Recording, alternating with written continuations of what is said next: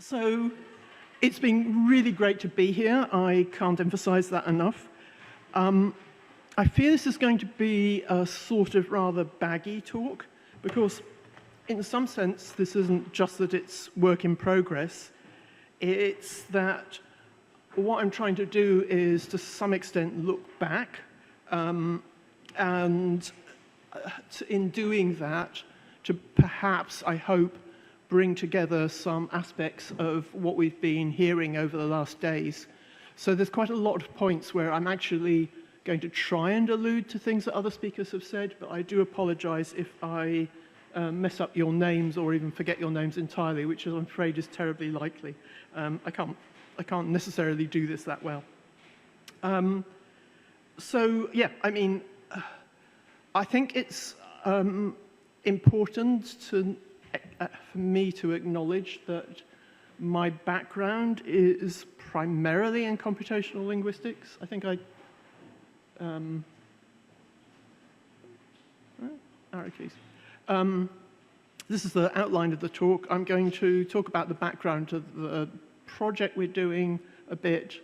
I'm going to talk very briefly about terminology, but I'm going to cut that right down because I think everybody knows most of what I would say there. I'm going to talk much more about meaning and a bit about responsibility for meaning. The project I'm involved in is a very small-scale project in some sense, but a very large-scale project in the scope of the endeavor. It's entitled Exploring Novel Figurative Language to Conceptualize Large Language Models. And my collaborators are Lucy Duggan, who's a writer and translator, Aurélie Herbelot, who's a computational semanticist, computational linguist, type of computational linguist, now describes herself as a researcher and entrepreneur, Amira, who you all know, and Eva von Nedeker. And so we come from a very, very wide range of backgrounds, but for any sort of authenticity, I really have to talk about my background as a computational linguist rather than other people's backgrounds. So the aim of the project is to develop alternative analogies and metaphors for LLMs to improve discussions and ideally to lead to new research directions. We've sort of come to the end of the project, and I'm not going to talk about results exactly because they're very heterogeneous. It's pilot funded by the Cambridge Language Sciences Incubator Fund, to which we're very grateful. I'm going to say that the opinions expressed aren't going to be shared by everybody. I hope that, in the group, I hope that at least some of them are shared by some of us. Amira can shout if she objects, but none of the others can, unfortunately. But it's important, I think, for me to acknowledge that what's happened is that I've been a computational linguist since the mid-1980s. I worked as a computational linguistic researcher in various places on various projects. I then, for various reasons, moved into what we can loosely call academic management. In other words, I became the head of department for Department of Computer Science and Technology in 2018. Yeah, anyway. And I stayed as head of department as 5.5 years during things happening like COVID, which was interesting, shall we say. And in a way, when I came back to research and started doing computational linguistics again, or started thinking about it again, I mean, I'd obviously been working with my PhD students, but to some extent I'd been away. I felt a little bit like Rip Van Winkle. I've been, asleep doing intense academic management, and I come back and the whole field has changed. But to some extent, my reaction to that is that the field hasn't changed so much technologically from when I stopped being terribly actively engaged, say, 2018. Despite all the large language models, the technology that they incorporate is the technology that models incorporate is very familiar. So I'm actually trying to reflect that back at you. It wasn't exactly what I thought right at the beginning of this journey, if you like. Okay, here's an example that motivated us to do the project. It's from last year. I think it could probably have be said this year. And I'm just summarizing an interaction which is on the Hard Talk program, fairly sort of highbrow program. And the guest refers to LLMs as a very sophisticated form of autocorrect or auto-typing. The presenter, who's a pretty knowledgeable guy in general, but he interrupts her and says, as soon as you apply the word generative, and he really emphasizes it like that, as soon as you apply the word generative to it, it is getting a degree of autonomy that it's never had before, and autonomy is surely the key to a potentially dystopian future. And then Alderman objects and says, well, machines aren't conscious and they can't reason. Now, this strikes me as a real mess, to simplify. And unfortunately, obviously, it's not just about those two guests. It's about the entire way that the UK government and other governments and so on are putting all the funding into so-called AI and so on.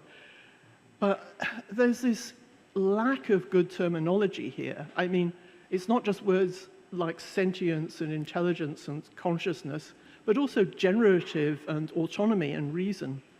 And that, of course, feeds into the hype. And part of what's going on is a lack of understanding of existing work, both by the general public, but actually also by the developers of the large language models to quite a large extent.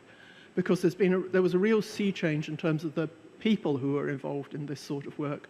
It wasn't to a large extent, it wasn't people who were computational linguists. And in fact, the people who commentate on it are not computational linguists either. Mostly they sort of hauled in the UK, they sort of hauled in the great and the good of AI, who had just been ignoring computational linguistics for decades, in fact. So there's this multi-layered lack of communication. So what I'm going to talk about is, meaning, and I'm doing it in a sense, in an incredibly partial way, but I'm going to talk about it in the sense that it's operationalizable in computational linguistics, and to the extent that I know about it. And the reason that I'm not talking about much about intelligence, and I'm not talking about the hype, and I'm not talking about the exploitation and the energy waste and the copyright violation, is not because I don't think those are important. It's just that other people are talking about those much, much better than I do, than I can. So we do know quite a few things about meaning, even though we don't know what it is. I'm going to use machine translation as a running example. And this is because I had a very interesting conversation with Adam Lopez a couple of months ago. And it got me thinking, and some of his writing is quite important. There's something interesting that goes on. Machine translation isn't generally thought of as AI. And possibly this is because it sort of worked for a long time. So sort of worked in the sense of being usable for some text types and use cases. The reason I think that it's a useful analogy is that I think everybody accepts that in nearly all cases, the source language carries the main meaning responsibility, notwithstanding the importance and skill of human translators. So that's the point. There's a human behind the source language. It gets translated by a human or by a machine in very different skill levels. The other thing I think is interesting is to reflect on the fact that even with the statistical approaches, there's some partial analysis of meaning going on. And it's also obvious that MT has been a driver for NLP technology, including transformers. I'm going to assert that although there have been very significant changes in the MT methodology over the years, as a user, the improvement of practical quality has been relatively gradual. I mean, relatively. In any case, I think thinking of LLMs as MT-like is much better than thinking of them as human-like. Okay, so I just want to give a very, very partial history because it's important. Systran seems to still be in existence. It's manually written, phrase-based plus rules, but it's based on actual texts. So it's sort of empirical, it's just that the human has to interact with the text to create the rules. It was used in Google Translate until 2007. Statistical MT, as we've heard about, was introduced by the IBM group in 1988, but there were no really useful systems until the early to mid-2000s. And suddenly, and to the great shock of most MT researchers, Google put a huge amount of money and effort into making SMT practical. And the Safra et al. Paper, co-authored by Adam Lopez, talks about this. And I mean, it was really shocking. It was sort of jaws dropping in the room type shocking. Now, it's also important to know that Google's SMT was augmented with human written rules. And when they adopted neural MT, which was really, really rapid, I mean, think of the difference between taking 17 years to get from statistical MT from the inception to the practical system. Think of the difference between that and the neural MT, where the first papers and the practical systems are almost coming out at the same time. And a main reason for that, I mean, the quality was better, but it wasn't that much better once you take into account the human rules in SMT. There was better generalization and better use of context, but the main reason they adopted it is because it was way cheaper. Now, that's very interesting in the context of the LLMs, because LLMs, of course, are way more expensive than almost anything you can possibly think of. You can use LLMs without parallel text for machine translation, but I'm not going to go into any of the details of this unless anybody wants to talk about it. It's still not, MT is still not good enough for lots of use cases, and that's really still quite obvious, I believe. This is a slide I had at the last minute. I don't think I'm going to go through it, but one of the things I've been doing is chatting to people and asking them what they're using ChatGPT for. LLM plus, by the way, is the terminology I'm using for an LLM plus the reinforcement learning with human feedback type system like ChatGPT as opposed to, say, GPT-3. I think it's very important that it's not just an LLM, it's the LLM plus the reinforcement learning. And that's, that is a large amount of the interesting stuff that's going on. So there are all these applications, and all of them that people have told me they're using it for, and all of them were perfectly possible with existing NLP technology, possible exception of story generation, which was not very good. And it's a really interesting question about, I mean, the technology wasn't available to ordinary users, but why not? And the answer to why not is because it wasn't profitable. And so that raises the question, which goes back to the talk earlier about, well, how come it's profitable now when the technology is so expensive to run? And of course, we can talk about that, but there are various factors there.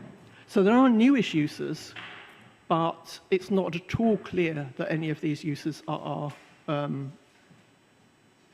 adding value in a way that justifies the costs.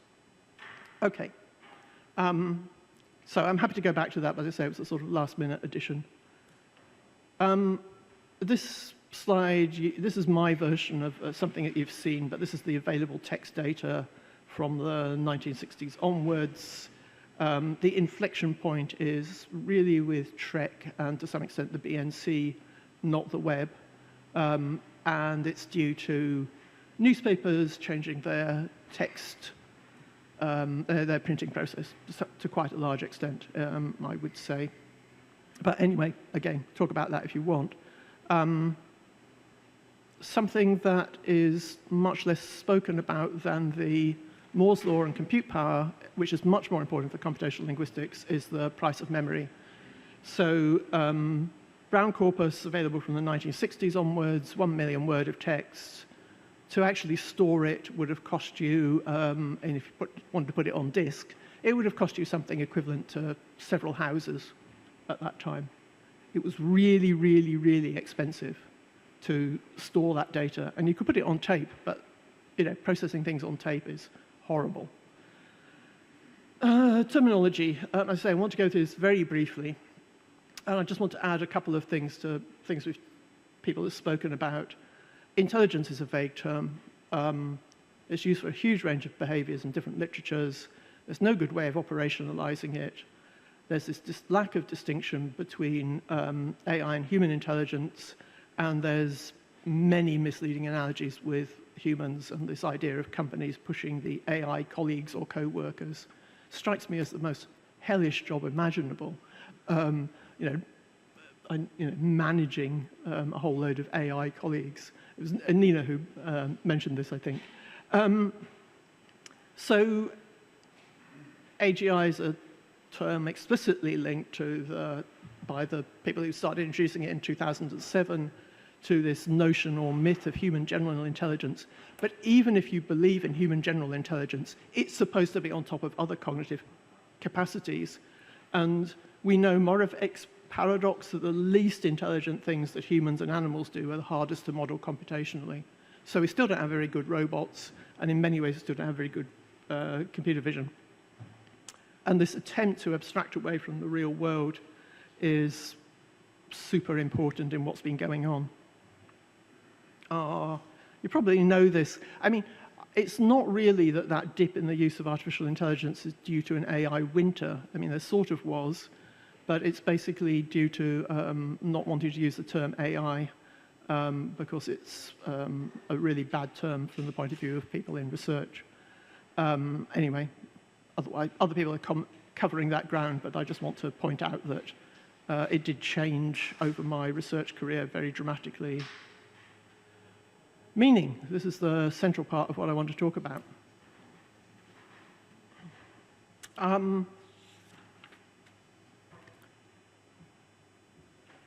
So I don't know that you'll get other people explaining what we think of as language in exactly the same way. I don't want to try and summarize a vast literature. I want to just explain where I'm coming from, roughly speaking. And by the way, please remember that these slides are sort of a gross oversimplification, but I just want to hint at what's going on. And that's a nice point to make in terms of the top. What I think of as language is alignment between sapient entities, using sapient and random sense, for instance. So far, that's humans. So what I'm trying to do when I'm talking here is trigger the right ideas in you and hopefully not trigger the wrong ideas. I'm not trying to say everything I mean. I know that's obvious, but it can't be emphasized enough. So what's communicated depends on loads of things. It's very interesting, actually, that language can be used in these artificial contexts like maths, where you do say everything. I find that really quite surprising. Sort of. I mean, I could explain what I mean by that a bit more if anybody wants to in the questions. But I mean, and I also thought that Anna's point about the telephone earlier was interesting because it's sort of interesting that spoken language works over telephones. I mean, sign language doesn't, of course. It's not necessarily the case that spoken language would, but it does. It's a very adaptable thing. So I think I want to, I mean, if I'm giving a talk to a computer science audience, I tend to show them a picture of a cuneiform tablet and say, this is the most important invention of language technology ever, writing. It's very, very important that we've got these different modalities, we've got these different ways of using language, and that tends to get conflated, especially in many of the computational discussions. But just to go on with this, regularities across languages, language has got to be learnable by humans and usable. That drives various statistical properties. So it's not an accident that language has predictability and so on. It's a consequence of being usable. And again, I can talk about the history of that idea, but I'm not doing that here. So okay, my claim is not that I know what meaning is. Anyone knows what meaning is. But that we can operationalize some aspects of it.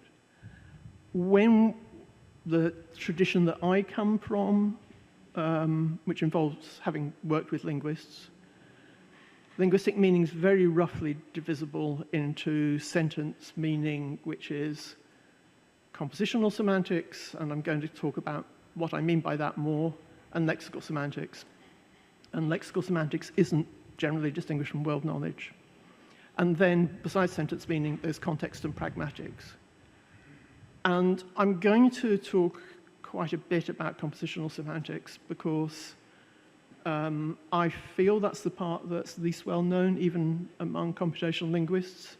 And some of what I'm talking about in terms of the operationalization is nicely illustrated, I think, with some of the compositional semantics. So it's not that I want to focus on that necessarily in itself as a topic, but I want to actually use it as a way of talking about how you operationalize some things. And I am not at all reiterating the Bender and Collar argument, although both of those people are people I know well, or very well in Emily's case, but we have a disagreement here. Okay. Let me just very briefly say what I mean by the formal semantics tradition. And we're talking about compositional semantics, formal semantics. You've got entities which are denoted by words, and you model a relationship between them. It's normally glossed as who did what to whom, and you get detailed meanings for quantifiers and some other closed class words. And the relationship between language and the world, or really a micro world, is pretty well usually taken as primary. So if you've got every cat sleeps, you can create a logical form for all x cat of x implies sleep of x, and I'm not putting the tense in, of course. Or you can say there's some set of cats, and that's a subset of the set of sleeping things. And as Lydia mentioned, Margaret Musterman was not at all keen on the logical form idea, but did accept the sort of set theoretic version. So that's true if it's true if all the cats in this micro world are sleeping. Linguistic approaches, and by that I mostly mean things following from Montague, consider some aspect of a grammar in depth and give a formal syntax semantics interface for grammar fragments. This is really important with the compositionality aspect. So formal work in linguistics only really covers very, very regular or limited contexts. So broad coverage computational grammars, which I was involved in for many years, extrapolate and approximate. Here's an example. This is an example from the English resource grammar. Again, Emily was involved in this. I was involved in the underlying technology and to some extent in the semantics, but the main person who has created the grammar over the years is Dan Flickinger. This may look like a dependency representation for people who know about that, but it's actually a semantic representation with a translation into a logical form of a more or less conventional type. I'm not going to show that, but there are these three analyses for the infamous Chomsky sentence: colorless green ideas sleep furiously, and those three analyses correspond to the one you're probably thinking of, plus a couple with green as a proper name. So you can think of that as a person called Green, or you can think about that as a political party. I'm not going to do the live demo. If it's up, then you should be able to do the live demo, see this yourselves. I think one thing I want to say is that we've been able to do this, more or less this, for 25 years or so. It's got faster, it's got better coverage, but we had 90% plus coverage from in the mid-2000s. Here's the main analysis shown bigger. So again, those links are the way that we're incorporating semantics. The udef is because it's a bare plural, so we don't know exactly what the quantifier is. And then I'm generating from that semantic structure by clicking on the generate button. And we get some possible realizations in English with various differences in punctuation and various differences in word order. No differences in the open class words. We're not trying to talk about any synonyms of idea or green or whatever. This is pure compositional semantics. So this is mostly to give you an idea of what I mean by this, but also to give you an idea of something that's been possible for many, many decades. I mean, we weren't the first people to do this. We were the first people to do it in this particular way, but certainly not the first people to do this. So compositionality is an absolutely fundamental principle, even if there are no explicit structures that show the compositionality in the model. I mean, I just want to say this a bit carefully because it's really important that I don't, I try and make this point. Language processing systems all rely on compositionality.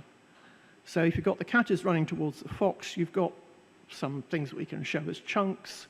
The cat is one chunk, is running is one chunk, towards the fox is another chunk. And when you do something like machine translation, in this case, you can translate those chunks independently. That word, which I've got no idea how to pronounce, is apparently the French translation of aardvark. Don't blame me if it isn't. All the translations here are by Google Translate a couple of days ago. French speakers, please tell me it's all wrong, because that would actually be useful information. So anyway, even in English, the parts can be discontinuous. So the cat is probably running towards the fox, is running as a, you have to get those two things together, get the semantics. In many, many languages, there's much more discontinuity, and part of the problem with the Anglocentrism of language technology is the word order not being, being much more important in English than in other languages isn't well accounted for, and there are other issues like the morphology in English being very limited, and yeah. And then obviously there's complications, word ambiguity, and then non-compositionality, and otherwise known as multi-word expressions. Now, for me, it's just important to talk about this in terms of semantics. There are other ways you could talk about it, but semantics is the most important one. The last example is one that works in my dialect of English, meaning I'm trying to, if he approached me, I would run a mile. Sorry, that example is not very good. I think I did it late at night. But anyway, you get the idea. It means escape or something like that. And that's what Google Translate comes up with in French for that example. Okay. So non-compositionality is actually the big problem for these sort of symbolic representations to grammars and so on to quite a large extent. I'm going to spend a minute going through generalized quantifiers. This may not be something you're very familiar with, but it's a really cute case of how you can talk about the semantics of closed class words in formal semantics. So every most, all but three are all quantifiers. By the way, this is going to come back to LLMs in a minute, but we have to go through this first. Every most and all but three are all quantifiers. All but three is obviously a complex quantifier. In my terminology, the restrictor is the rest of the noun phrase. So square to the left of the circle is a complex restrictor, and then the body is blue or pink or whatever. And it's one of the most interesting results of this sort of formal semantics in terms of linguistics, that if you talk about the restrictor and the body as sets in some world, you can express quantifier meanings in terms of the cardinality of the restrictor set and the cardinality of the restrictor intersected with the body set. So every but corresponds to the restrictors equal to the intersection. Most corresponds to, if you interpret it as more than half, corresponds to that intersected set is more than half of the restrictor. Maybe this is a slightly strong statement, but it's pretty well true that natural language quantifiers, if they exist in a language, can be expressed in those terms. They don't happen in all languages. So why I want to talk about this was really because I wanted to talk about the idea of grounding, and I wanted to talk about it with another example rather than the sort of standard ones. So we can talk about whether circle grounds the word circle, and if it's a function that all formal semantics says is, okay, you've got a function, it returns circle or not circle. It doesn't talk about what the function is, and of course you can talk about multimodal systems and so on. For me, it was actually more interesting to see whether systems could, for instance, ground the quantifier most. And what we did, it turns out that it depends on what you mean by ground, and that is very important. I'm coming now to this idea of operationalizing. It means, what do we mean by grounding? And there's various things that you can sort of say. According to Harned, it's got to be if it's learned autonomously.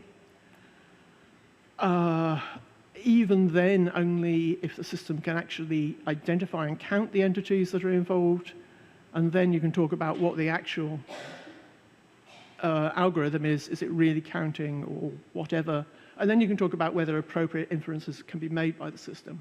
So these levels of talking about grounding, I think this relates to an earlier talk, and I'm afraid I can't remember who mentioned it. For me, it's an experimental task under those different interpretations. Can we learn to relate sentences to a non-symbolic representation of a microworld? Can we investigate its algorithms? And this is some work that my PhD student, Alexander Kuhnler, did a few years ago. And I'm not going to go through it, but basically you artificially generate the training and test data in the form shown with sentences that are true with respect to a diagram and sentences that are false with respect to the diagram, and see whether you could actually learn the meaning of the quantifiers in these microworlds just given those sort of inputs. And this was a deep learning system called Film. And it turned out to be very interesting and very instructive, partly because it turned out that the image recognition was actually much, much worse than had been claimed. But we could show that there were some similarities with how humans did most.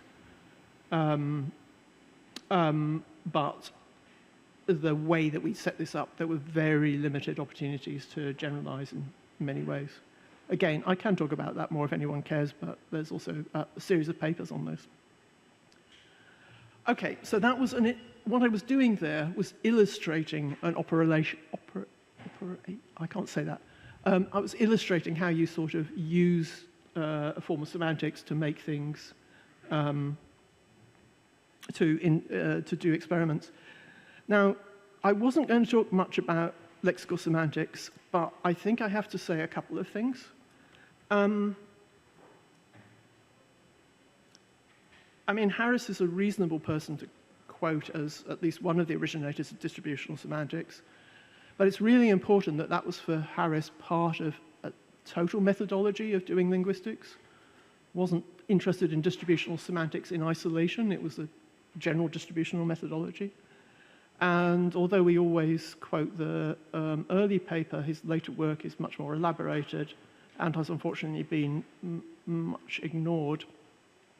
In the computational work, there were lots of reinventions, and there's lots of literature on combining compositional and distributional semantics. Distributional semantics, by any simple definition, wouldn't learn the meaning of most, but it might show alignment with more than half.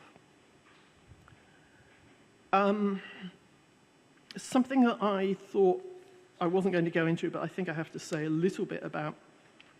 Word2Vec, Mikolov, it's not actually that different from the earlier distributional work.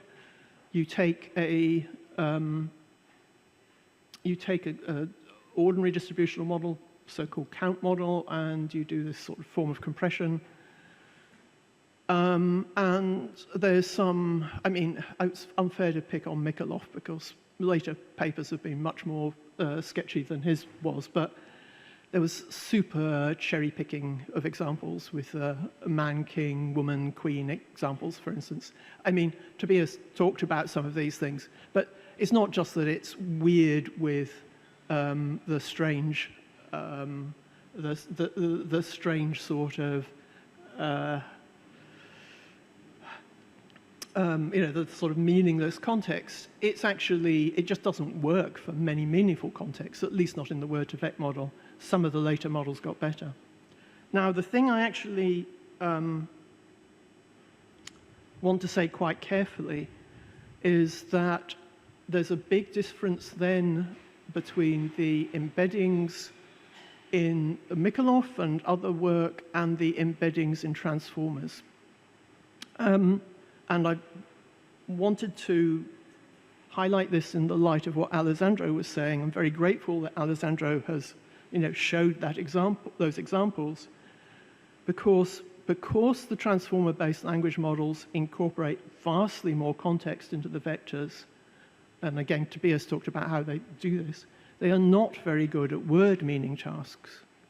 So if you try and build a thesaurus or some sort of dictionary from Bert or Roberta, you get really weird results, whereas if you went back to these slightly earlier models, you get, well, and the much earlier models, in fact, you get quite good examples. And in fact, a lot of the resources on the web are based on that. Okay, so in some sense, this is actually rather speculative. LM Plus, as I said, I'm using that to talk about the systems like ChatGPT, which incorporate reinforcement learning.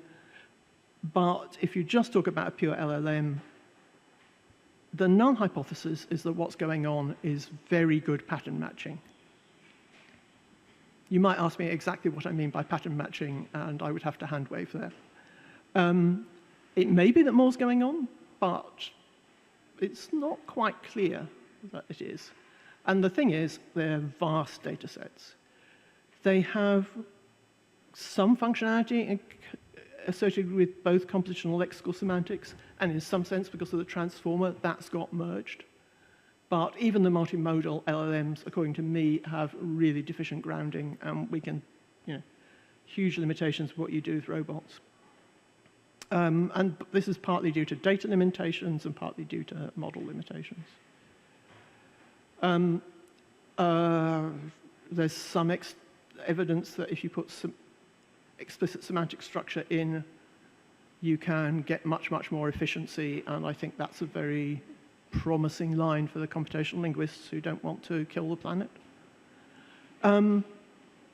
Okay. I'm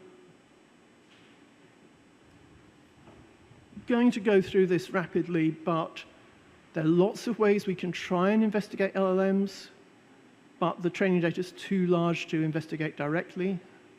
The test data sets were incorporated into the pre-training data. The things like probing turn out to be iffy. The latest work on mechanistic interpretability has got some useful findings, but I'm not sure how real that is sometimes. As researchers, actually even companies, we can't create large models due to the fact it's way too expensive. And I have quite extensive anecdotal evidence that a lot of publication on smaller models has been blocked by reviewers who were claiming that there were emergent abilities in the larger models, and I believe that not to be true, and that citation is one that talks about it. So we're sort of in a mess. I'm going to talk quickly about responsibility for meaning.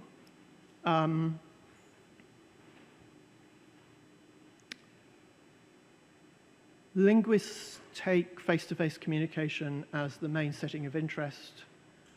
Writing and all the other things don't get enough attention, so there's a huge theoretical gap.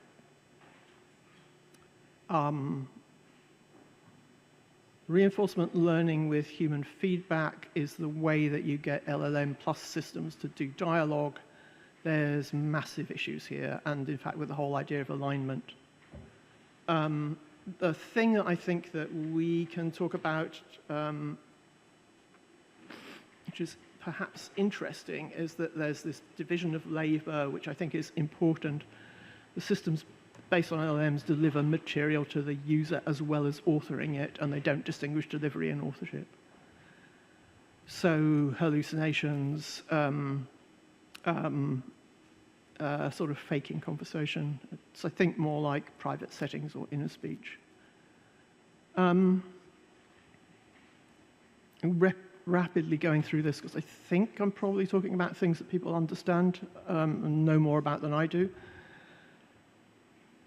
In my terms, dialogue with LLMs is doubly ungrounded. The text for pre-training isn't grounded because it's been separated from the context, and the LLM manipulation of that text isn't grounded. And LLMs are inherently inconsistent because they're trained on text that's inconsistent, and they can't figure out those inconsistencies because they don't have the right form of inference. So, as going back to my MT example, we can say that meaning arises from the original human authors, but otherwise there's slop. And there's another talk on LLMs as super sloppers, and the thing that I want to show here is, small human getting overwhelmed by vast quantities of horrible slop. But our account actually emphasizes that slop existed prior to LLMs, and I would claim that the introduction and acceptance of LLMs, LLM pluses, was facilitated by the existing tolerance and promotion of slop, and I think that goes back to previous talks. And I'd like to make the link to Graeber's bullshit jobs. LLMs are making the existing problems with slop much worse. Okay, final remarks. I'll skip that. It just says that there's a hell of a lot of information out there, way more than we think of. I want to talk about the sort of, just very briefly about opportunities for subversion. I want to talk about botchan. Actually, I'm not going to really talk about botchan. Go and look at the website. That's the URL. It works reasonably well if you don't know German, if you get it translated. Aurelie and Ava were using botchan in theatre performances. The link there is to the theatre performance where Amira was a special guest. And botchan is absolutely tiny. If you know what a tiny LM is, botchan is way tinier. It's about fruit fly size. And it's very, very interesting that you can have apparently meaningful conversations with botchan. And that's the point, showing that this is not this conversation ability, its apparent conversation ability happens in a much more interesting way than, say, in ELIZA with these tiny models. Which was very carefully trained. I mean, most of the data is written by Aurelie.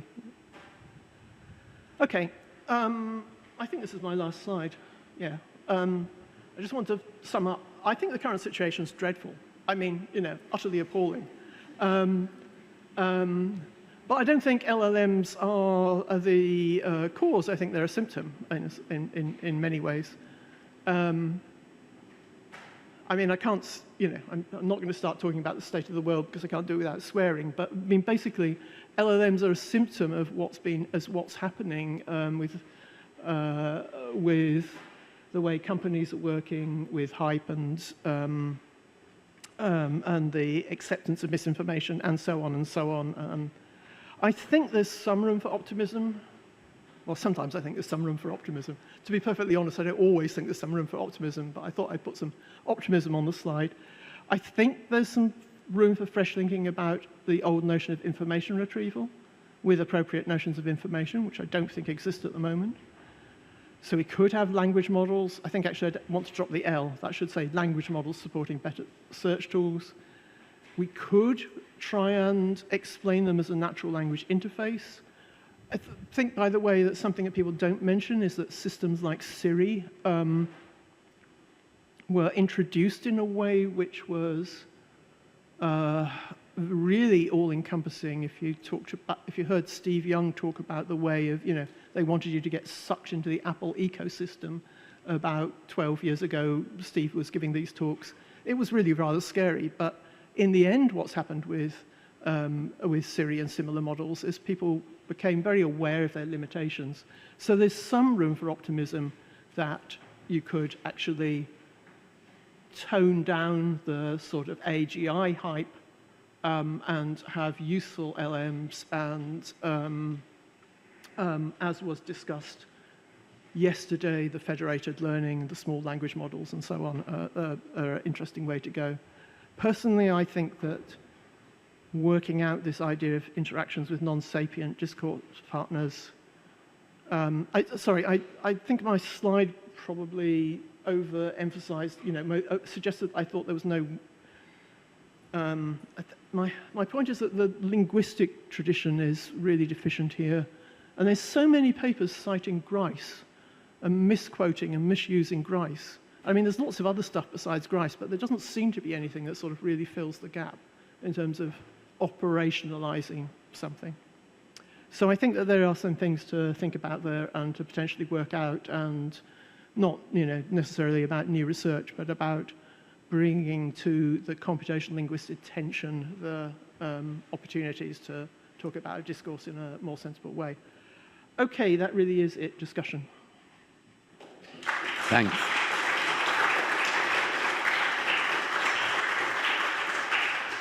So we have 10 minutes for the question.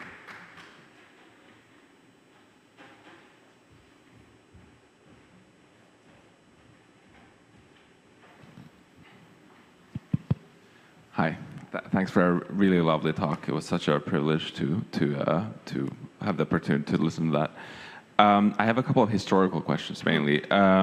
You talked about Sistran, but Weaver's text and translation was already from 1952, so I'm curious if you could say a couple of words of what happened between there. Was there like a lull, or just everything was theoretical and nothing, no actual like applied research was happening? And then about Harris, you were saying that his distributionalism is connected to like a relationship to the total method of linguistics. I feel like looking at his later work, he becomes even more obstinate and more insistent about the kind of insularity of meaning in lexical semantics, but maybe I'm missing something. I'm really curious, like if there's specific text or where you see him articulating that relationship. I had a third question, but I forgot about it. Thank you. Oh, okay, so, sorry, I should have been a bit clearer. Sistran was the first, well, I'm not sure it's necessarily the first, but it was the first well-known usable system. There was lots and lots and lots of theoretical research and some practical research between the Weaver paper, including by the Cambridge Language Research Unit. That wasn't practical. I mean, they didn't even have computers, but anyway, to a large extent. Lydia can correct me about that. But there was lots of work, and despite the fact that the funding crashed, Sistran managed to get out there as a usable system, and then was continually developed. So yeah, John Hutchins' archive, I think, has lots and lots of details about the intervening period. It's got a lot of the CLRU papers in it, for instance.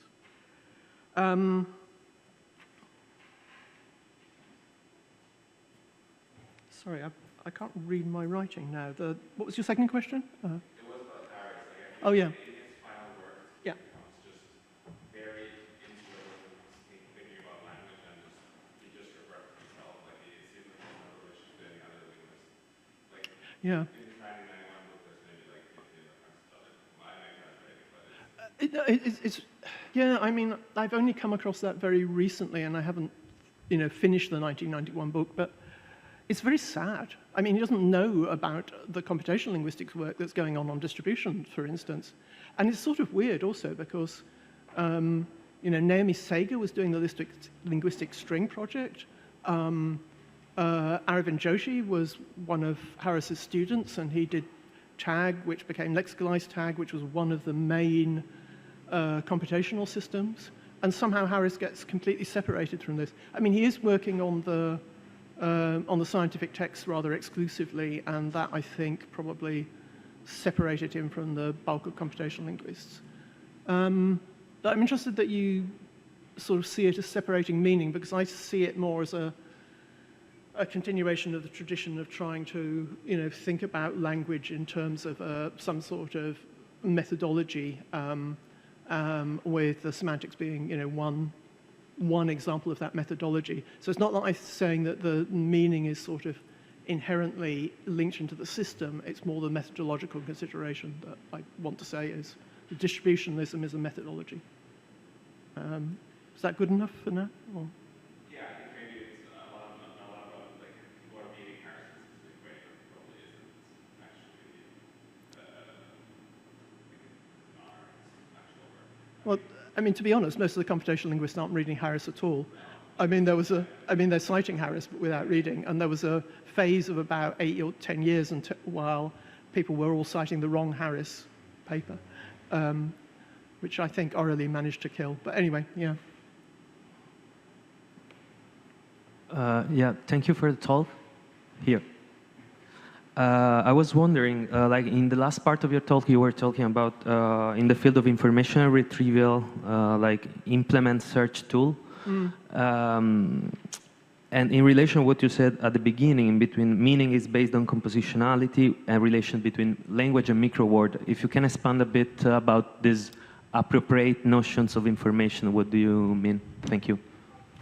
Okay, so I don't think that meaning is based on microworlds at all.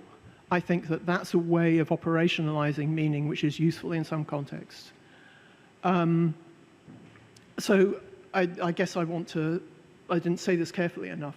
I think that when you talk about meaning, there are various aspects, ways of talking about meaning, which are complementary to each other to some extent. I chose to talk about the compositional semantics because that's the one where I think there's a bit more of a gap in terms of the discussion. So information, if you talk about it in terms of the sort of formal semantics tradition, I mean, there is literature there. It seems to me it doesn't work. I mean, anything where you say that falsity is maximally informative seems to be a non-starter. And although I know that sort of approach got fixed in various ways, it never got fixed in a way that was useful for linguistics. Information comes in Harris in some interesting, quite subtle ways. But in terms of what you actually need in a working system is a notion of information which is not very linked to information theory because of the lack of semantics, of any sense of semantics there. This is something that really got misunderstood by people working on information retrieval. And so there's a whole literature on trying to connect, say, the Karen Spark-Jones inverse document frequency, trying to connect that with information theory, and it just doesn't work. I mean, Stephen Robertson has a paper that sort of, I think, illustrates that rather nicely. But what Stephen's talking about and what other people talk about in terms of practical information retrieval seems to me to have some hints about what we would need in a theory of information. I know there are lots of theories of information out there, and I certainly don't know all of them. This is something I'm trying to investigate. But I keep on asking people. I mean, if somebody thinks there's a notion of information, a formal notion of information that really supports information theory, information retrieval, for goodness sake, tell me. But I don't think at the moment that I'm not aware of such a information comes up in linguistics in various ways, but it isn't properly formalized. So I think there's, Jeff Numberg used to teach a course at Berkeley where I don't know how many different notions of information came in, sort of at least, dozens and dozens and dozens. And I certainly am not aware of all of those in detail, but most of them aren't formalized or operationalized in my terms. So that's all I meant. I think it's something I'd like to work on.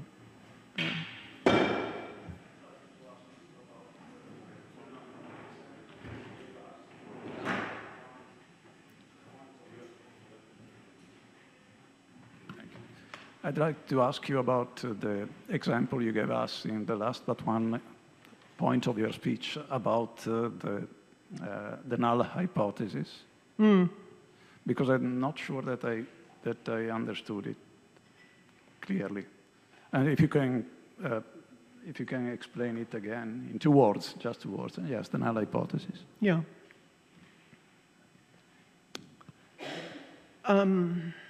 Okay, I'm using null hypothesis in the sense of I'm going to assert that this is true. It's up to somebody to disprove it. Okay, in a sort of scientific sense. I mean, you have to actually sort of start off with a relatively simple. It is absolutely clear, I think, that language models do pattern matching, and much simpler systems do pattern matching, and so on. To actually make this a proper hypothesis, I would have to formalize pattern matching, and I'm not quite prepared to do that. Although I think it's not, I think it's plausible that one could. But pattern matching as opposed to reasoning, there are various aspects that the fact that reasoning chains break down rather quickly, the fact that large language models don't bring in, bother, I've forgotten. These people invent all of these different pieces of terminology, and I can never keep track of them. There's something that what's the terminology for not taking into consideration a fact that it's got in some sense in another part of its space and it's not bringing together? I mean, I'll give you an example. My very limited interactions with LLMs involved me asking an LLM about the English King James II and what he thought about the divine right of kings. So I thought was a perfectly reasonable sort of question. And the response, which I think was Microsoft Copilot, came up with, as part of the response, James II wrote this particular text in 1588. Now, James II was not born in 1588. It was you can say it's a hallucination. But the point is that it knew, I don't really like using it, the system could respond appropriately to when was James II born, and it was a long time after 1588, but it couldn't, the system can't bring those things together. The system doesn't bring those things together. That's what I meant by inconsistency, and that's what I mean by the sort of fundamental difference between reasoning and pattern matching in some sense. There's no reason maintenance system in the old AI terminology. And there isn't even with these so-called large reasoning systems either, as far as I'm concerned. I hope that's good enough. I'm afraid that's got to be a bit hand-wavy. Okay, thank you. So I think that, thanks, Anne, we are finished. If there are other questions, I don't know. We are a little bit late, but one other. Thank you, Anne, for clarifying so many things for us. I have earlier you mentioned information retrieval, Karen Spack-Jones. I wonder if you have paid attention, since you have her papers, any attention to Hans-Peter Luhn's interaction with them? Because he was working on keyword in context, and he never cites a CLR use work. So the transatlantic interactions, because Luhn was an MIT scientist, right? What exactly was the picture there? I don't know. I mean, Karen didn't keep a lot of the correspondence. So I haven't seen that correspondence, and I don't recall a mention of it. I could be wrong. I mean, I can have a search through the stuff that's digitized, but I'm not sure. That would be interesting because someone asked me when I talked about the mechanical thesaurus whether Luhn independently invented that. I said that was not possible because I figured that Bloom actually visited Cambridge. So someone has to put the picture together. That's a very good point. And I mean, the CLRU people, as you know, but just for others, I mean, had very close contacts with groups in the US. And they were I mean, they had a huge NSF grant, which is quite impressive. I mean, you know, I think it was £20,000, which was a lot of money in those days. I think it was 20,000. But I mean, it's, you know, there was a lot of connection there. Now, you know, exactly who talked to whom, I don't know. So, thanks. And thanks, Anne, for the presentation.